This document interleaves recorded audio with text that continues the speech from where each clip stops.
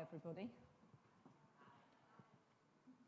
Okay, I'm going to climb up on here, and I think there might be a video coming.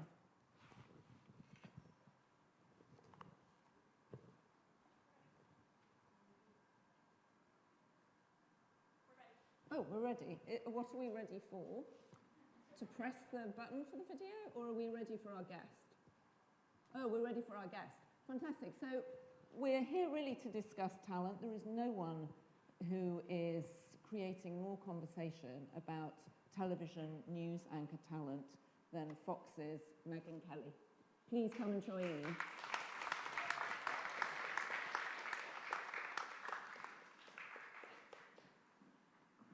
My favourite quote about Megyn Kelly came from Bill Maher, and he says that we think of Megyn Kelly as the sane person over at Fox News, but that's because you're surrounded by Bill O'Reilly and Mr. Hannity. He meant that very lovingly towards Bill and Sean, I think. I'm sure he did. I'm sure he did. But what's sort of astonishing, does everybody here watch the Kelly File? Let's just have a show of hands. Who watches the Kelly File here? There you go. Okay. Nice. So, for those of you who don't, here's the thing you really should know. The Kelly File is now frequently the #1 watched show on cable news, certainly, and sometimes on cable. Certainly in the key demo. Right, and you've certainly you've just started beating your colleague Bill O'Reilly in terms of ratings, which is a huge achievement. Well, it used to be when we started the Kelly File 2 years ago, the ratings would come in and we'd say, "We beat Bill! Yes, great!" And now these days it's getting more, we lost to Bill. So it's getting more competitive. We have a shot every night. But he's still the undisputed ratings king in cable news. But when it comes to that key demo of 25 to 54, we're right there with him now.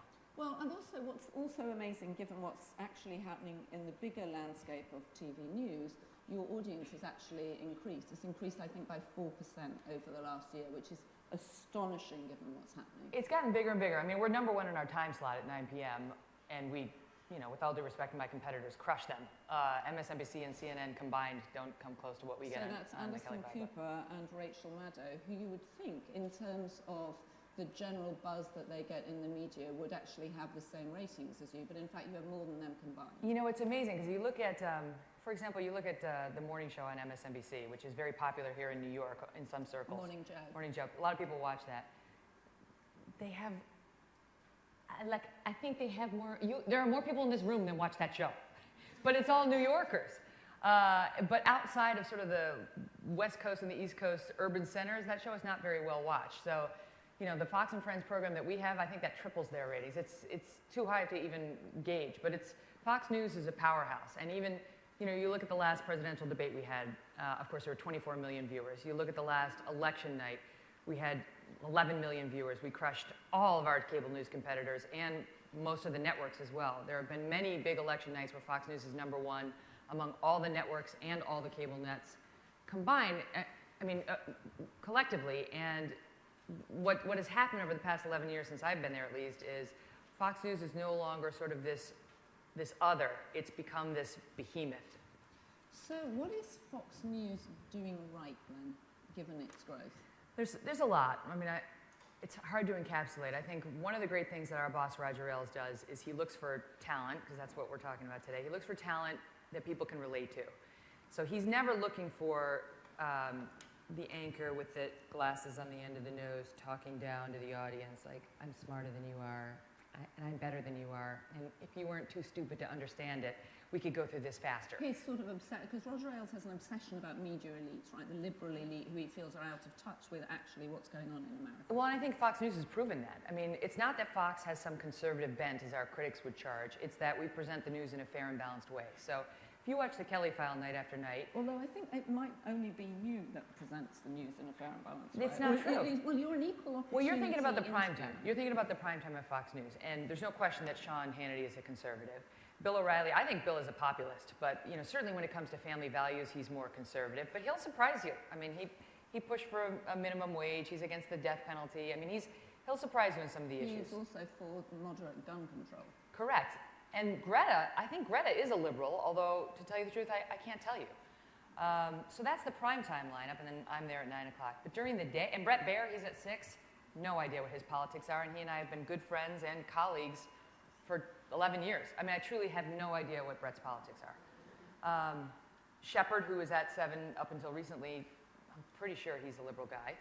So we're all over the board. If you look at the daytime programming, too, I mean, look at our daytime lineup. You've got Bill Hemmer and Martha McCallum.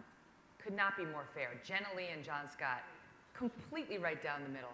Shepard's now at 3, Neil Cavuto at 4. It's just, what happens, especially in New York media circles, is our critics make a caricature of us, and then that's how many people know us. They see a bit on the Daily Show, which is completely bastardized from what the original product is. But people consume this comedy product as though it were real. Anyway, if you watch the news channel a lot, which of course I do, you'll see it really is fair and balanced. We try to tell both sides. I think the difference, though, with Fox is, unlike many television networks, it's not dismissive of the conservative point of view. So if you're pro-life, or if you're pro-Second Amendment, or if you like to homeschool your children, or if you prize religious freedom and liberty. Or if you believe that Santa Claus is white, which was your big issue earlier this year. I never understood why that was such a controversy. This writer said Santa was white, and then she says Santa's white, she wants him to be a penguin. This was the debate we had. But why does it matter what race Santa is? It doesn't. That was my point. But you very definitively said he was definitely white. So what happened in that circumstance was there was a writer who said Santa is white and he shouldn't be because it makes people of color feel bad. We should make him a penguin instead. And so we took up the ridiculous of this notion that we need to be messing with we need to mess with Santa, we need to mess with anybody. But in that segment, once again, if you watch the whole thing, I was the one who said, just wait a second. Think about what she's saying. What must it feel like to be a young African-American child and have all these images of only a white Santa? So I wasn't disputing her notion that Santa is white in the commercial representation of him, but that's what happens, is people who don't like Fox News have an agenda, and they take things we say and distort them. And that's fine. I have a very big microphone, so I can correct the record myself. I'm no victim. Well, I don't think anyone would think of you as being a victim. But let's talk. You mentioned the debate earlier on. And obviously, did everybody see the debate on Fox News? Is there anybody who didn't see it? Okay, so I actually meant to start off today by asking you, I felt like we should get it out of the way, are you having a period? Are either of us having a period? Who in the audience, actually, among the women is having a period? Let's get that out of the way in case the conversation goes off. Your conversation with Donald Trump, was that planned? Was the whole thing sort of planned? My question and answer my question of him was planned. Yes, of course, we had all of the questions planned out prior to the debate. Right. But we work on those as a group for months but prior the to the back debate. and forth between you wasn't planned? God, no. Right. So tell us a little bit about the aftermath of that. Well, obviously, it blew up into a huge national news story because Mr. Trump was very unhappy with the questions I asked him. And that's fine. I said after the debate... But the questions you asked him weren't... all you were doing was taking quotes that he'd used, that he'd said... Correct. ...and throwing them back at him and asking if that was okay for a president to say things like this. Correct. And really, the lens at which I was coming at it was Hillary Clinton is likely to be the Democratic nominee. She's a woman. And you're likely to hear these quotes. If the Republicans choose you as their guy, this stuff is going to be put into an ad and played against you. And how are you going to deal with that? She's probably going to say you're part of the war on women. How will you deal with it? So that was the purpose of that question. But if you look at that opening round of questions of the debate, it was all about electability. So we divvied up the candidates into 3, 3, and 4 per anchor. And each one of those guys took a solid punch from the three of us out there, especially on that opening round. Those electability questions were merciless because we were trying to get at the core weaknesses of each candidate. These are Republicans trying to figure out whether, are you my guy, are you my guy? And if I like you for the Republican nod, are you going to be able to beat, what's probably going to be Hillary Clinton? It might be somebody else, but at this point it looks like it's Hillary. So we all sort of wound up and threw our punches, and that's fine. He punched back. It didn't seem that big a punch of yours to him. because you just asked him about some of the worst things he said about women. They were dogs, they were fat pigs, etc. What did you think when he came back with the answer of Rosie O'Donnell? Well, I thought what I said in the moment, which was it wasn't just Rosie O'Donnell. And obviously I had followed that feud like most of America, you know, between Donald and Rosie. And I recognized in doing my research that some of those comments were about her. And I said, it's not a question for a debate if it's all between Donald and Rosie, because that was a very public spat that, you know, it was what it was. But, I mean, I had a binder like this on each candidate. So I know all of them pretty well now. And there were a lot of comments, a lot more than I actually put into the question. And so it wasn't just Rosie. I thought it was a fair question. He didn't think it was fair. And that is his choice. I understood his position because he's not a politician. He's out there at a debate. He said after the fact, you know, I was expecting them to be nice to me, and they weren't nice to me. And I think that, you know, wasn't exactly the bargain. You know, I mean, it's not a cocktail party, these presidential debates. It's not, right. We don't serve drinks and it's not a lovely affair. It's a tough couple of hours. But were you surprised by the vehemence with which he went after you? I'll just say this. He's a passionate man, and I think that passion has appealed to a lot of people, and in some other cases, it's surprised a lot of people. And I think that's all I'm going to say. Right. How did you feel, because one of the other women that took some of the sort of force of Donald Trump, obviously Carly Fiorina, when he makes the comment about her face. What did you think in the CNN debate of Carly Fiorina's comeback? I thought she was very strong. I mean, what I liked about what she did, and that it wasn't about Carly and Donald, it was just about female empowerment. As I said a moment ago, I really don't like playing the victim. I don't like people who do, male or female. It's not to say there aren't genuine victims in this country, but I just think it's better to find your own empowerment in those circumstances and try to. One of my life mottos is head down, shoulders back, forge forward. And I think you're one more time. I like that. Head down, shoulders back, forge forward. Right. Because it's sort of head down so you can avoid the bullets, and shoulders back because you're still yourself. You've got your strength and your power, and just keep going. Like don't stop and wallow. Don't stop and stay in the negativity. Try to push through it. And I think that serves you well. I think it serves society well. I think it just sort of gets past people's picadillos. And, you know, if somebody comes after you, maybe it's real. Maybe it's because they're feeling hurt or they're feeling off kilter, whatever it is. I think you're just better served by trying to get past it.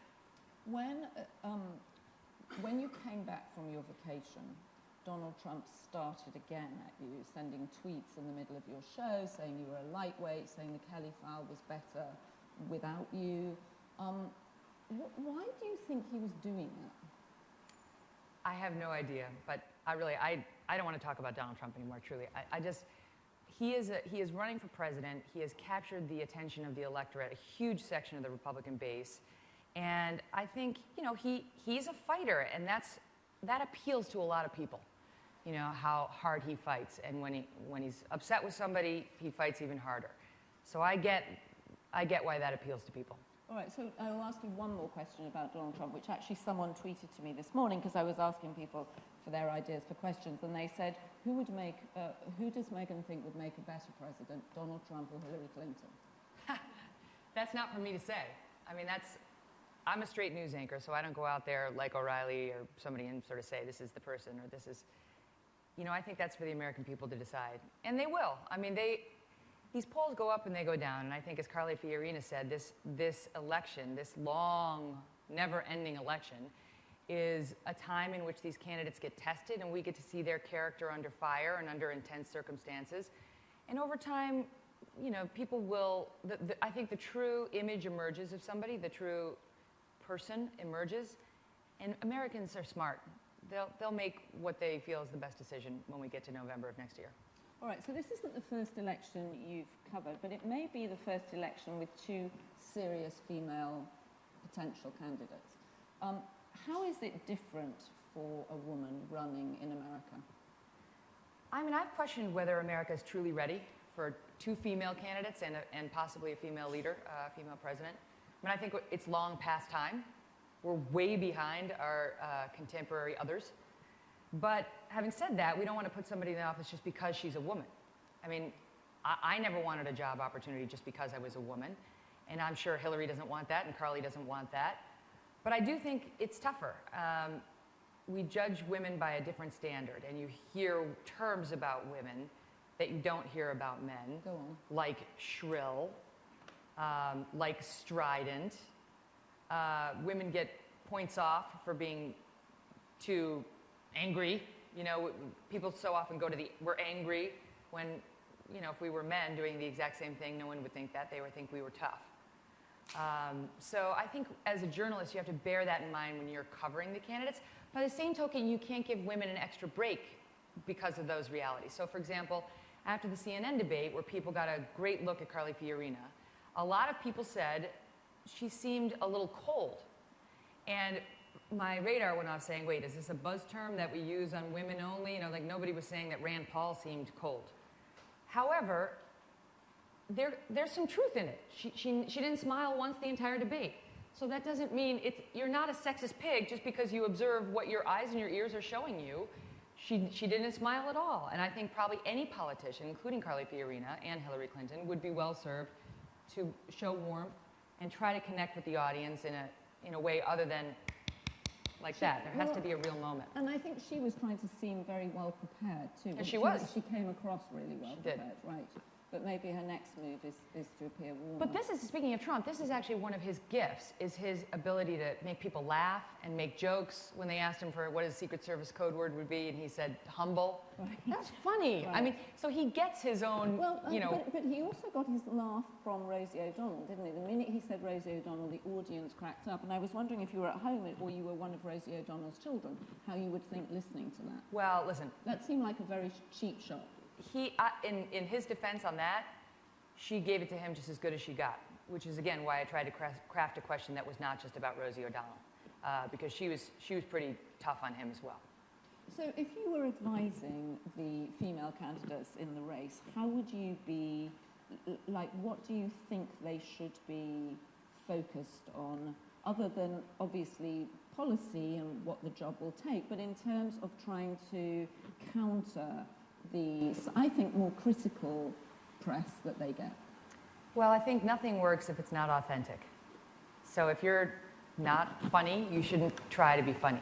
I mean, what everybody says about Hillary Clinton, who knows her, is that she's actually very warm and extremely likable. Somebody, I can't tell you who it is, but somebody you would know, a very well-known military person, told me that he loves Hillary Clinton. This is a Republican. Loves Hillary, that they've gone out drinking many times. She loves to have a couple cocktails and laugh and tell dirty jokes.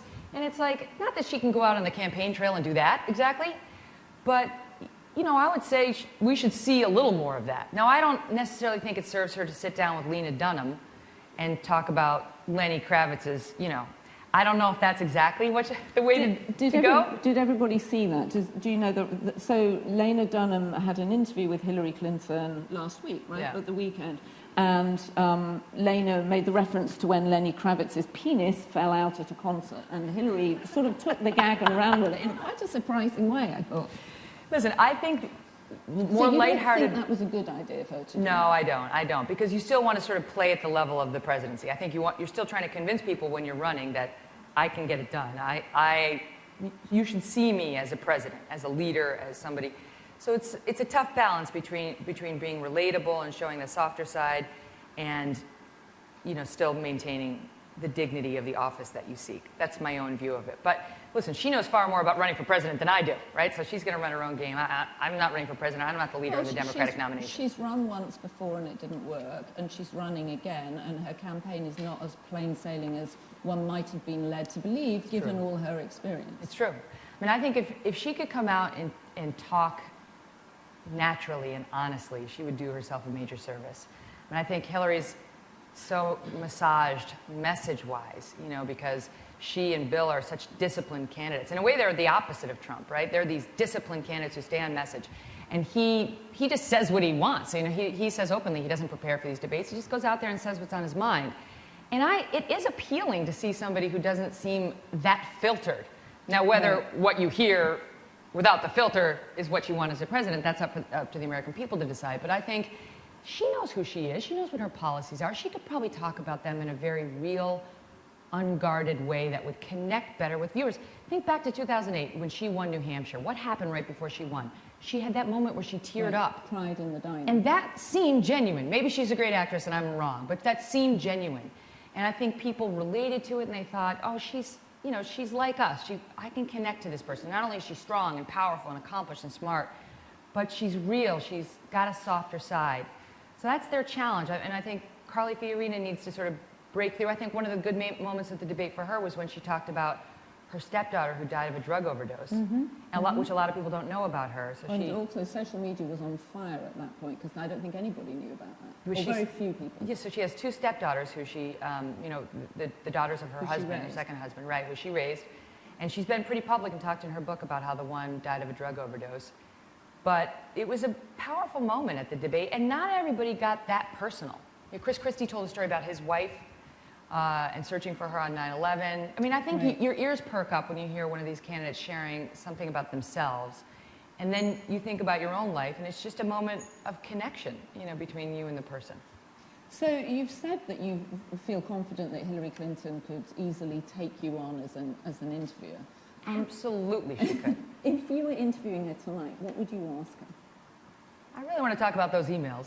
I mean, I really do. Because we've had about 12 different explanations for the emails and why they weren't turned over and when she was asked for them. I mean, the most recent thing that came out that wasn't consistent was she said that she had turned them over because the State Department came to all the former secretaries, Colin Powell, Condi Rice, Hillary Clinton, and said, hey, we're doing some documents and record cleanup. We realize we don't have your emails. Can you fork them over?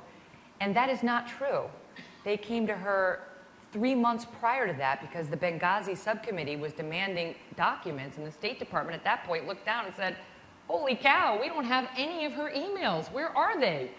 So somebody said, we better give her a call. And it seems like it was only then that they fully put together that they had no emails of the Secretary of State because she had been keeping them in this server. So that's fine. So, okay, she's going to come out with the explanation she's going to come out with for that. I did it because of this. It was inconvenient, what she said. But don't tell us that they came to you as a full sweep. That did happen, but it happened 3 months later. So honesty matters. Things like this are the reason the American public is giving her such low marks on honesty. How would you advise her on the email story? Because it feels like the little story that just will not go away at this point. There was another iteration of it this weekend. I feel like that's her own doing. That really is her own doing. That was a political misstep on her part. Because the news media and the New York Times has been breaking a lot of the stories on the Hillary Clinton email scandal. So it's not a right thing or a left thing. It's a presidential thing. Like, you want George Washington's job, you better get out there and tell the full story. Just tell it. Tell a full. That presser she did at the UN, she took 6 questions, Joanna. That's not going to do it. And now she complains about the drip, drip, drip of the scandal. It's like, well, then get out there and let's have a waterfall. Take as many questions as we can possibly throw at you. Nobody knows this story better than you do. You know way more about your emails than I do. You could kill me on this subject. Just take me on, take everyone on, fire back, stand your ground, tell us what the truth is. If it's not that great, that's okay too. But just, the American people will forgive you if you're just honest and say, I screwed up, this is why I did it, please try to understand. But if you never admit fault, if you never, come out and say, I'm sorry, it took her so many weeks to finally say, I'm sorry, then the news media is going to stay all over you. How many times have you asked her to come on the show? Oh, many, many, many, many times. And when was we ask all the time. Right. We ask Obama all the time. We ask Hillary all the time. They don't say no. They just say they're considering it. Right. But she is yet to come on your show in this cycle, right? She's only been on Fox News once this cycle, and it was a double interview with Brett Baer and Greta Van Susteren, where it was very highly managed, where they each had 7 minutes. So, I mean, let me tell you, there's very little you can get done in 7 minutes, per anchor. But it wouldn't matter. I mean, I think in her head, I'm guessing she's thinking she doesn't necessarily need the Fox audience to win the Democratic nomination, which is short-sighted because we have more independents than any other channel, by far. So if she wants to reach out, and we have a lot of Democrats watching Fox too, but clearly she can get Democrats on another channel as well. So I'm guessing her calculation is if she gets the nomination, then she'll consider it. If you were a betting woman, would you say that Joe Biden is going to run? Yes. If I were a betting woman, yeah. But I don't know. I won't be surprised if he doesn't. He seems to really be struggling with it. I think his, the earnestness with which he has spoken about his grief over his son and where he is emotionally is very touching. And I don't second guess that at all, but I'm sure, I've heard that his son wanted him to run.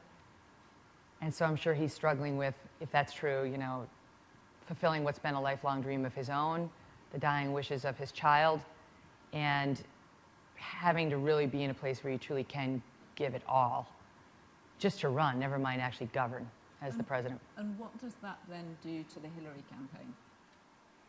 Well, this is an interesting challenge. It's going to be fun for people like me to cover. She's got to be a little worried about him. Right now, he's very beloved. Although, in her defense, all the polls that show him surging, even though he's not running, nobody's vetting Joe Biden right now. Nobody's writing the mean stories we all wind up writing about these candidates, about Joe Biden, because, right now he's a grieving father and a vice president who's keeping his head down. And if he actually gets into the arena, it'll be a different story.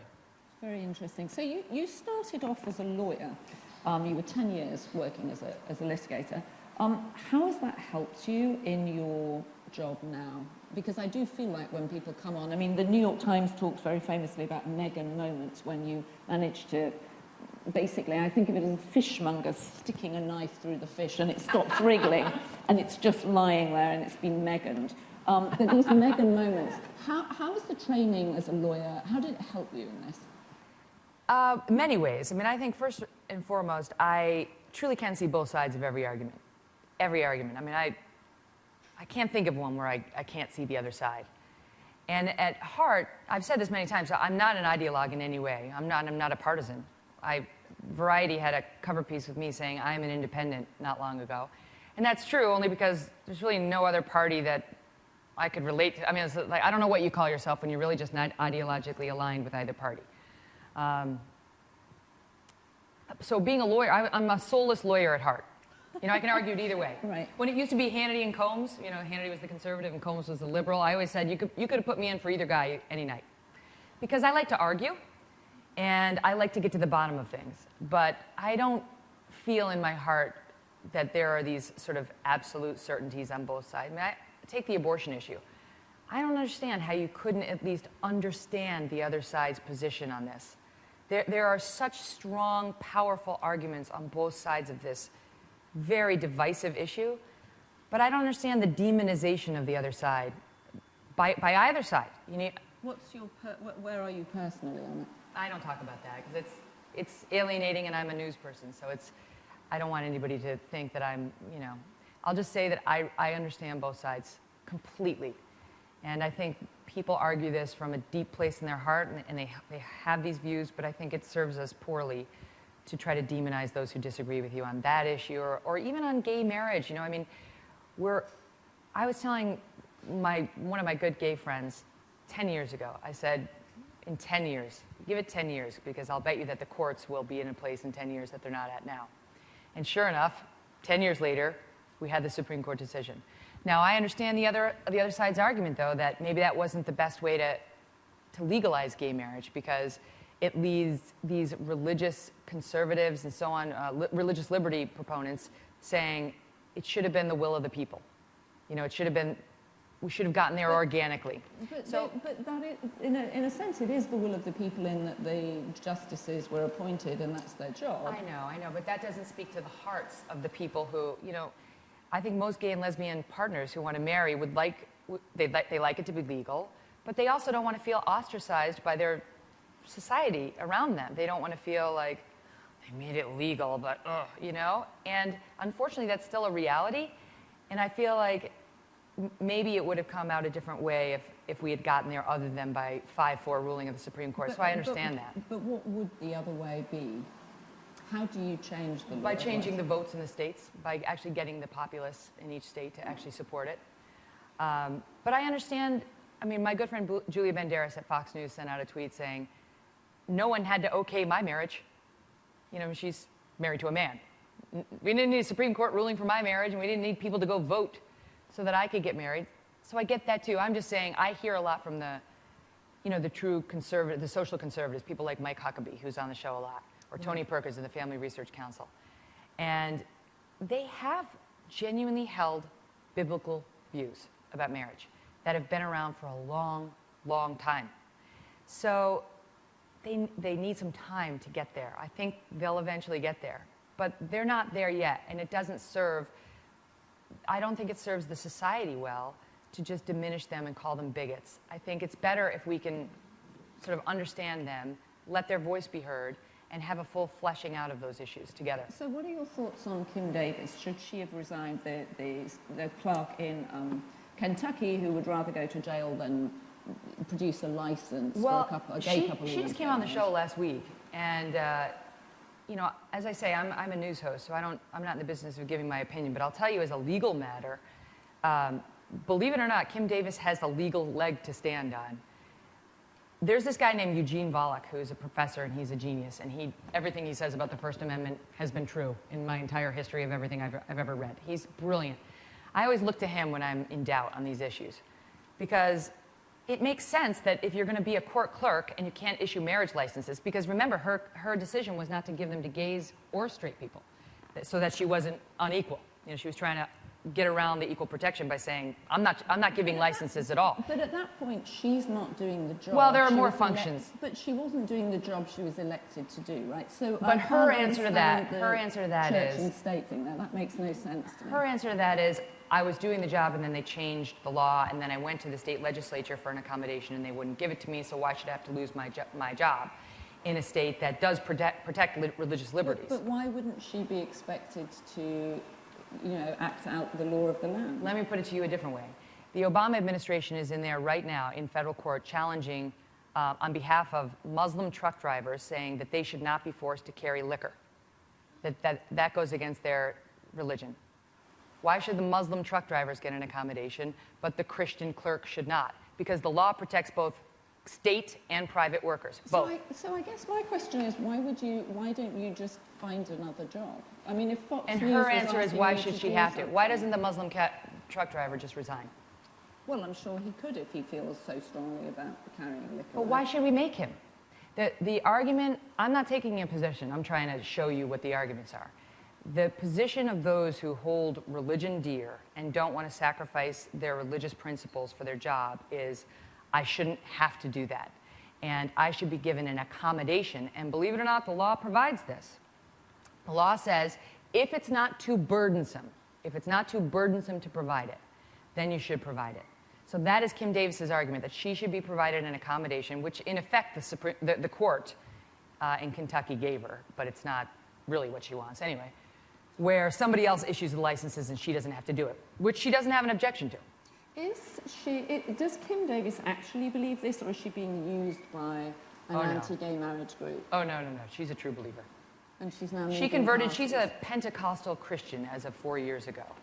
And, this is a woman, she's been married 4 times, 2 to the same guy. Does that matter? I don't know. Seems like really it's only 3.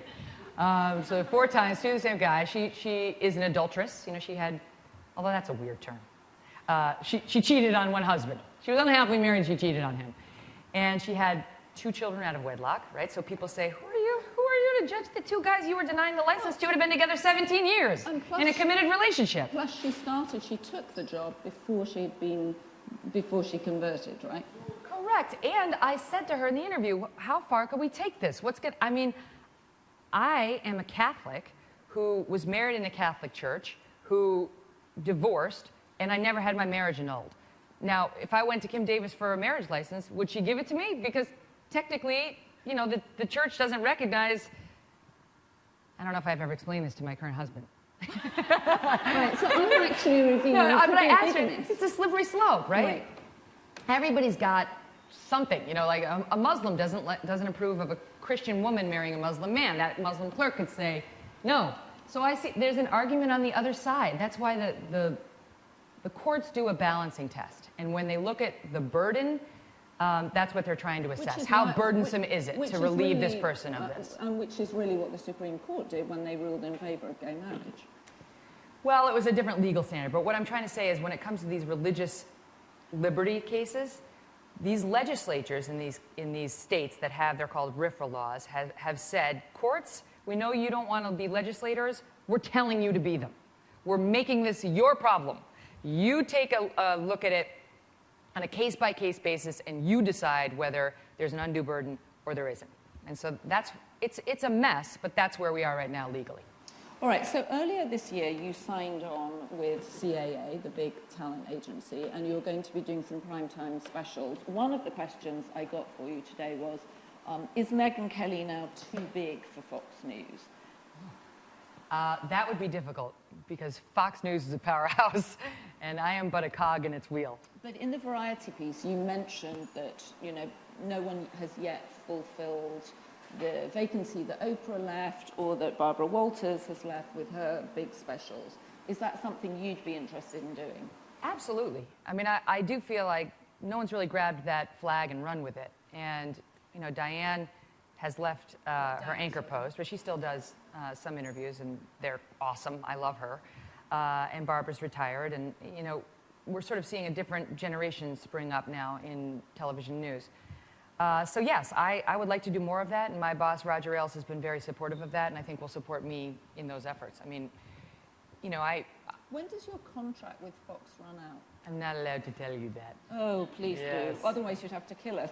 And I don't doubt you would. Anything in the contract I'm not allowed to talk about. Right. How very disappointing. It's Trevor Noah's first night at The Daily Show. Right. Are you going to be watching his show? I am not. I never really watched The Daily Show, although I'll watch I'll read the reports tomorrow, and if there are highlights online, I'll click on them. But I don't really watch a lot of late-night television. I didn't when it was Stewart, and I probably won't do it with Trevor. I do my show, I finish my show, I go home, I read the news, I go online. I don't really turn the TV back on. Right, and your kid, I noticed that you've got 3 children, Yates, Yardley, and Thatcher. Is Thatcher named after Margaret Thatcher? A lot of people have asked me that. No, he's not. I like the last name as first name thing, and that one was just appealing to me. So what is next for you? That's a good question. For the first time in my career, it's not that clear to me what the next step is. You know, I mean, when I was a reporter, I thought it'd be fun to be an anchor. I became an anchor, and then I was co-anchoring a show with Bill Hemmer in the mornings on Fox, and I thought the next big challenge will be to anchor my own show and figure out what that's like, to sort of be the CEO of a show. And I did that. And then, obviously, the next step would have been primetime. And, you know, I think at some point in my career, I would have thought, you know, doing a morning show would be terrific, like one of the network morning shows, but I don't see that as a promotion from where I am right now. I think I have a really big microphone in the 9 p.m. slot on Fox News, and the opportunities my boss has granted me, you know, the debate coverage and the election night co-anchoring, it's big, and it's a privilege. I mean, and to be, you know, I went out there on that August 6th presidential debate, and, you know, there I was, and really almost where you are was Donald Trump. You know, and Jeb Bush and Scott Walker, and there they all are right there, and they have to answer my questions.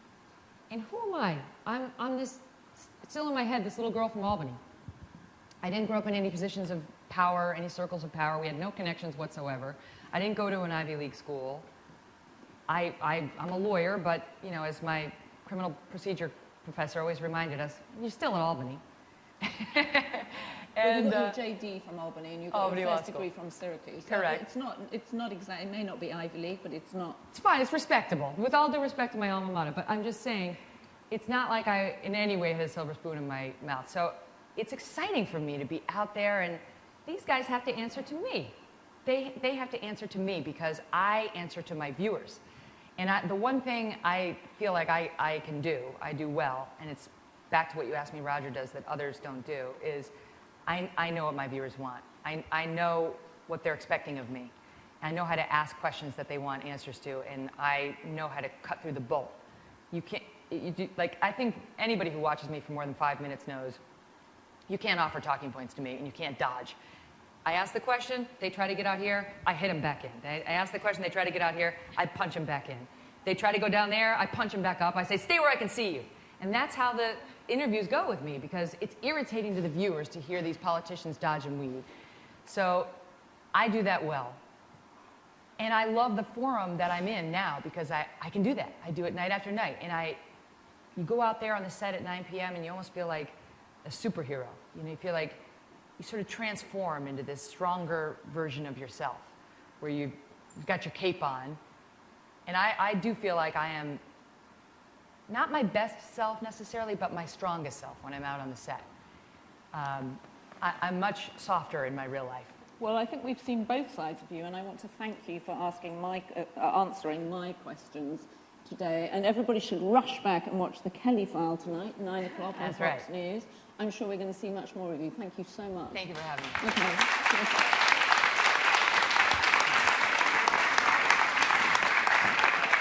Look, I'm going to follow you off. Get my foot out of it. Here we go. You. I go along now, calling your name after losing